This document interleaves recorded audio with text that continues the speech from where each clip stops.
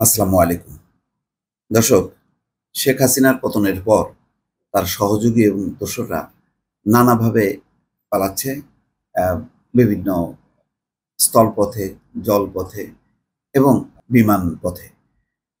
তো সেই ঘটনাগুলি কিছু কিছু জেনেছেন যে পাহাড় জঙ্গল দিয়ে পালাতে যে ইসহাক আলী খান পান্না ছাত্রলীগের সাবেক সাধারণ সম্পাদক মারা গেছেন।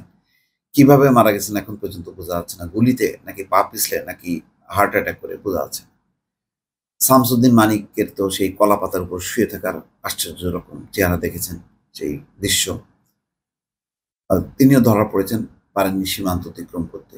আবার পানিপথ দিয়ে পালানোর চেষ্টা করেছিলেন ব্যারিস্টার আনিসুল হক এবং সালমান এফ রহমান। এবং সালমান এফ রহমান তার নিজের চেহারাটা লুকানোর জন্য তিনি ক্লিন শেপ করেছিলেন এবং সেই একটা ক্রিমভূত কিমাকার একটা চেহারা নিয়েছিল। এই সমস্ত নানাভাবে পালাচ্ছে।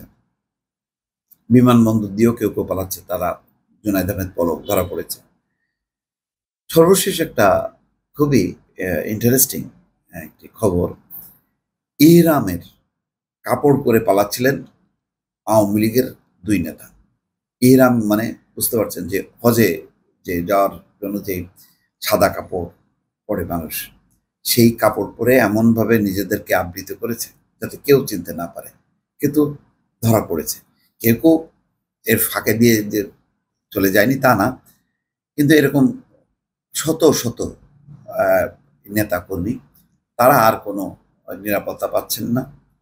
তারা মনে করছেন যে তাদের তো জবাবদিহি করতে হবে, এবং তারা গত 15 বছরে যে কৃতকর্ম করেছে, এখন তার পাল্টা যে তাদের উপর দিয়ে মানে নাজিল হয়েছে, এটা মোটামুটি তারা বুঝতে পেরেছে। তো কি ঘটেছে?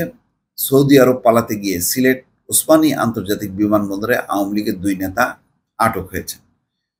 সোমবার রাত 9:45টার দিকে বিমানবন্দরের ইমিগ্রেশন পুলিশ তাদের আটক করে। পরে তাদের সিলেট মেট্রোপলিটন পুলিশের কাছে হস্তান্তর করা হয়।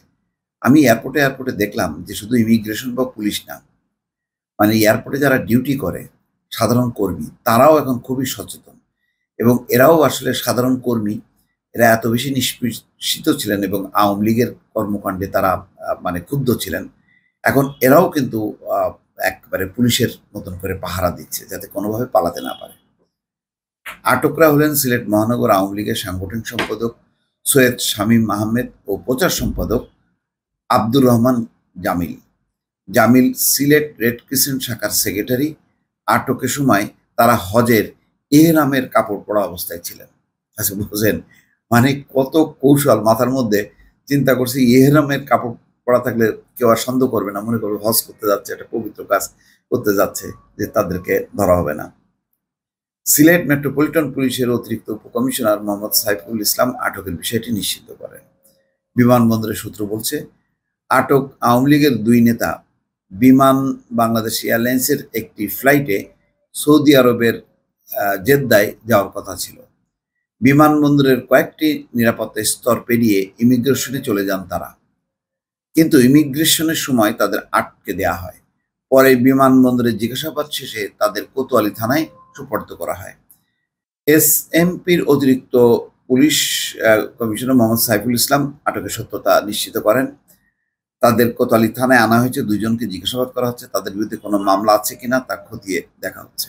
এই সব কারবার বাইরে ক্ষমতা পরিবর্তনের স্বাভাবিক পথ যদি বন্ধ না করা হতো, তাহলে তো আজকে এই পরিস্থিতির মধ্যে পড়তে হতো না। আজকে শেখ হাসিনা, হয়তো অনেকে বলবেন যে তিনি জীবন নিয়ে গেছেন, বাকিদেরকে বিপদে ফেলেছেন, কিন্তু ওনার এখন যে জীবন দিল্লিতে, কোথায় আছেন একজন রাজনীতিক নেতা, এত বড় ডাকসাইটের নেতা, তিনি বা তার দল কেউ প্রকাশ করছে না যে শেখ হাসিনা কোথায় আছে। তার মানে কি?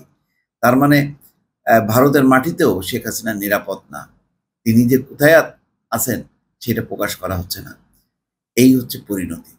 দুঃশাসন, অপশাসন এবং ক্ষমতা পরিবর্তনের যদি স্বাভাবিক গতি রুদ্ধ করা হয়, তাহলে এমন পথই হয়।